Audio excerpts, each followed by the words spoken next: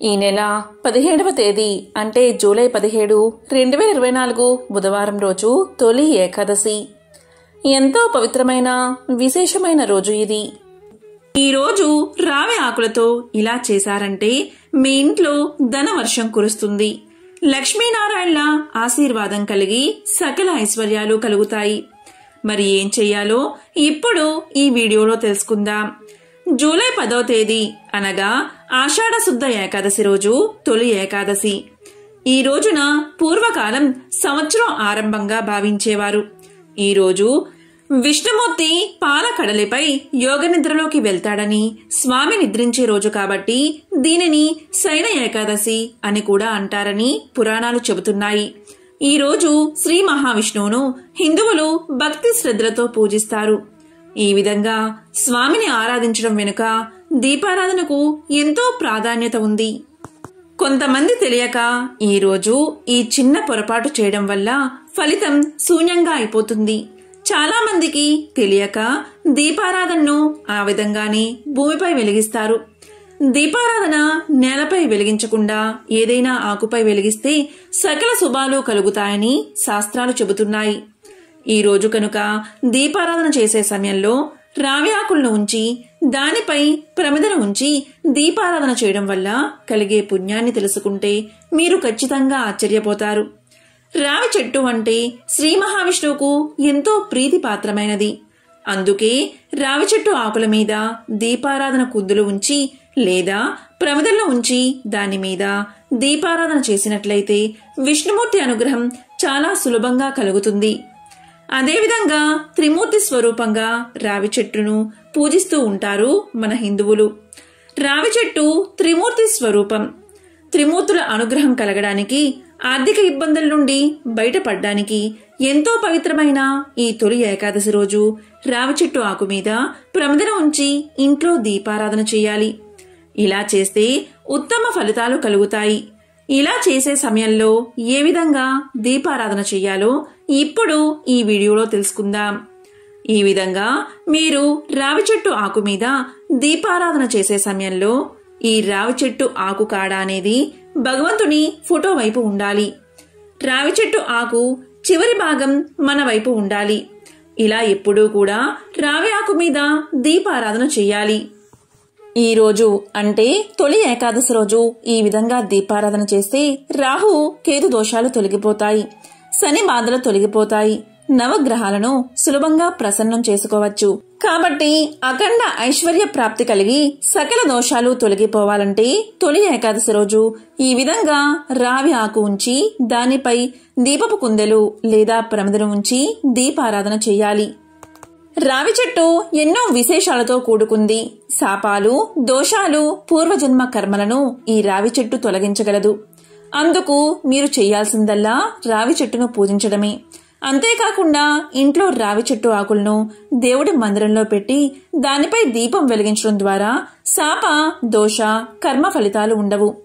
పూర్వజన్మల పాపాలు తొలగిపోతాయి. రావి చెట్టు ఆకులను తీసుకుని వాటిపై ప్రమిదలను ఉంచి నువ్వుల నూనెతో దీపం వెలిగించే వారికి అనుకున్న కార్యాలు దిగ్విజయంగా పూర్తవుతాయి. శనిగ్రహ దోషాలు, సర్పదోషాలు కూడా తొలగిపోతాయి. సోమవారం జన్మించిన వారు రావి ఆకులు 3 నువ్వుల నూనెతో ప్రమిదల ద్వారా దీపం వెలిగించాలి. మంగళవారం జన్మించిన జాతకులు 2 దీపాలను వెలిగించాలి. బుధవారం జన్మించిన వారు 3 దీపాలను వెలిగించాలి. గురువారం జన్మించిన వారు 5 దీపాలను వెలిగించాలి. శుక్రవారం జన్మించిన వారు 6 దీపాలను వెలిగించాలి.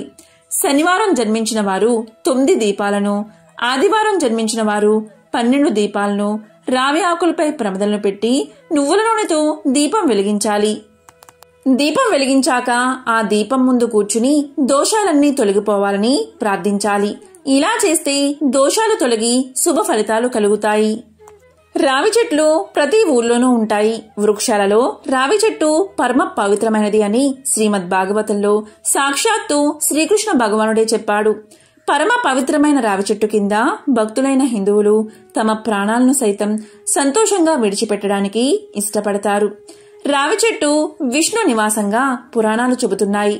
ఎవరైతే రావి చెట్టు మొదట్లో నీళ్లు పోసి చెట్టుకు ప్రదక్షిణాలు చేసి నమస్కరిస్తారో వాళ్ళకి భగవంతుణ్ణి సేవించిన పుణ్యఫలం కలుగుతుంది, ఆయుష్ పెరుగుతుంది, పాపాలన్నీ తొలగిపోతాయి, మోక్షం కలుగుతుంది.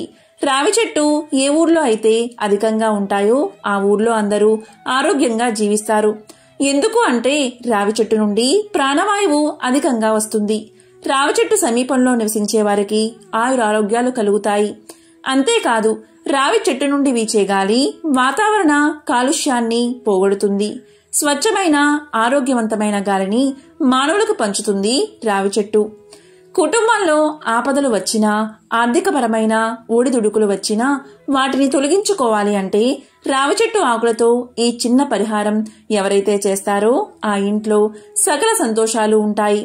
ఆ ఇంట్లో ధనానికి ఎప్పుడూ కూడా లోటు ఉండదు. దానికోసం రావి చెట్టు ఆకులను సేకరించి తోరణంగా చేసి ఇంటి ప్రధాన ద్వారానికి తోరణంగా కట్టాలి. అవి ఎండిపోయాక వాటిని తీసివేసి తిరిగి మరో తోరణం కట్టాలి. ఇలా 9 సార్లు చేస్తే కనుక ఆ ఇంట్లో ఉన్న సమస్యలన్నీ తొలగిపోతాయి. పురాణాల ప్రకారం రావి చెట్టును అశ్వత్థ వృక్షము అంటారు. అలా పిలవడానికి ఒక కారణముంది. ఆ కథ ఏంటో ఇప్పుడు తెలుసుకుందాం. పూర్వం అశ్వత్థ, పిపాల అనే 2 రాక్షసులు ఉండేవారు. ఆ 2 రాక్షసులు ప్రజలను వేధిస్తూ ఉండేవారు. అశ్వత్థుడు చెట్టు రూపంలోకి మారితే పిపాలుడు బ్రాహ్మణ రూపంలోకి మారేవాడు.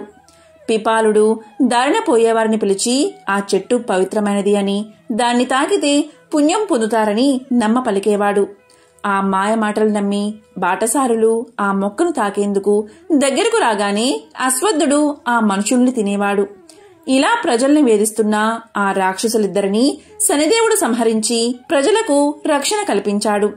ఆ రాక్షస సంహారం జరిగిన శనివారం రోజు రావి చెట్టును తాకి పూజ చేయడం వల్ల శనిదేవుడి అనుగ్రహాన్ని సులభంగా పొందవచ్చు. ఆ రాక్షసుడి పేరు మీదన రావి చెట్టుకు అశ్వత్థ వృక్షము అనే పేరు వచ్చింది.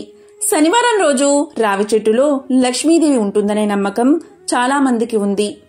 సంతానం లేని వారు శనివారం రోజు రావి చెట్టును పూజించి రావి చెట్టుకు నీరు పోసి ప్రదక్షిణ చేసి ఆ చెట్టుకు ఆడవారు పొట్ట తగిలేలా చెట్టును హత్తుకుని మనసులో కోరిక చెప్తే తప్పకుండా సంతానం కలుగుతుంది.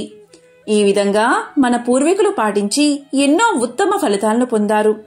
రావి చెట్టు నీడలో పరమశివుని నిర్యాణం తర్వాత కలియుగం మొదలైందని ఒక లెక్క. ఈ విధంగా నేడు మనం జీవిస్తున్న ఈ కలియుగానికి ప్రథమ సాక్షి రావి చెట్టు. అందుకే ఆ చెట్టుకు అంత గౌరవం. ఇక రావి చెట్టు మనకు చేసే ఆరోగ్య ప్రయోజనాలు ఏ చెట్టు చేయదు. ఈ రోజుల్లో ఎంతో మంది ఎదుర్కొంటున్న సమస్య నడుము నొప్పి. నడుము నొప్పిని రావి చెట్టు తగ్గిస్తుంది. దీనికోసం తాజా రావి చెట్టు పైబెరడు సేకరించి ముక్కలు చేసి నీడలో ఆరబెట్టాలి. ఇవి ఎండాక పొడి చేసుకోవాలి. ఈ పొడి 1/2 టీ స్పూన్ మోతాదుగా 1 కప్పు నీటిలో వేసుకుని ఉదయం సాయంత్రం తాగడం వల్ల నడుము నొప్పి తగ్గిపోతుంది. అంతేకాదు ఇలా తాగితే మగవారికి శక్తి వస్తుంది. పాదాల పగుళ్లు పోయి అందమైన పాదాలు మీ సొంతం కావాలి అంటే రావి చెట్టు ఆకులను సేకరించి దంచి రసం తీయాలి. ఆ రసాన్ని రాత్రి పడుకునే ముందు కాళ్ల పగులపై రాసుకోవాలి. ఇలా చేస్తూ ఉంటే కొన్ని రోజుల్లోనే పాదాల పగుళ్లు పోయి పాదాలు అందంగా తయారవుతాయి.